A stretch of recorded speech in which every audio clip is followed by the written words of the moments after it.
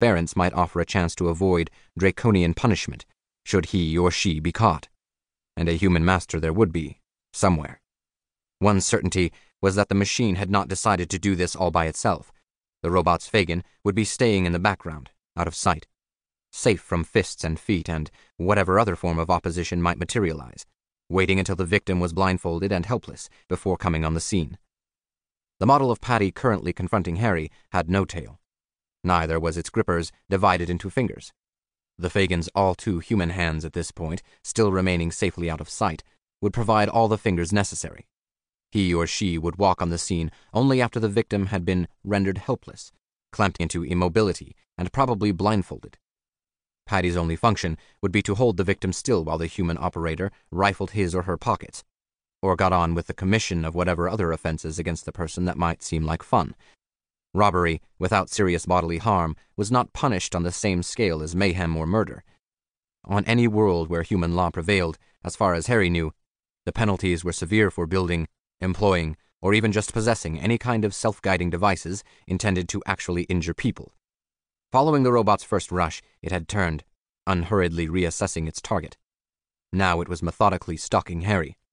What little the man could see of his dark opponent in the dim light suggested that its head and body and arms were made of some composite material. If he punched any part of that surface with all his strength, he was probably going to break his hand. To turn his back on it and run would only make the damned thing's job a little easier. He knew he wasn't going to outspeed those 3 long, springy legs. The robot closed in, and suddenly there was an opening, and before Harry could make a conscious plan, his body was doing its best to take advantage of the opportunity.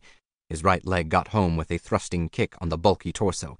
The impact sounded like a note from a bass drum, and would have caved in the thickest human ribs.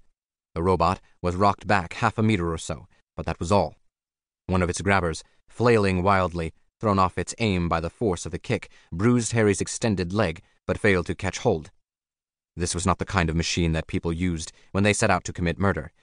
There were a lot of simpler ways of killing, less trouble and more reliable.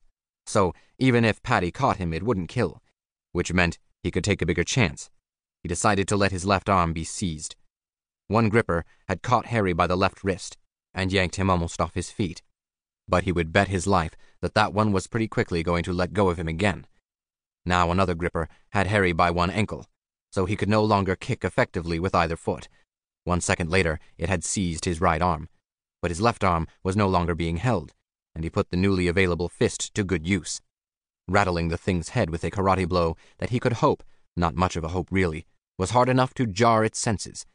He struck again and again with his bladed left hand, satisfied to keep pounding even though he could get nothing like full power from an awkward position in which he was being held.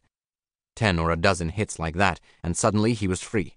The robot was reeling back, legs gone awkward, stumbling to a collapse that left it wedged half under a metal railing, a kind of fence that defended a sunken areaway beside a dark-walled building. Gasping, picking himself up from where the thing had dropped him, Harry Silver stood unsteadily, a dark-haired man of indeterminate age, average height and wiry build, wearing the lightweight boots and coverall that served almost as a uniform for professional spacers. His chosen color for the coverall was mottled gray, almost a camouflage, aimed at avoiding attention rather than attracting it. Another violent encounter long years ago had left his nose pushed sideways, and it had never been entirely straightened. What the dim light revealed of his hands and forearms indicated strength. Before approaching his fallen opponent, Harry looked around.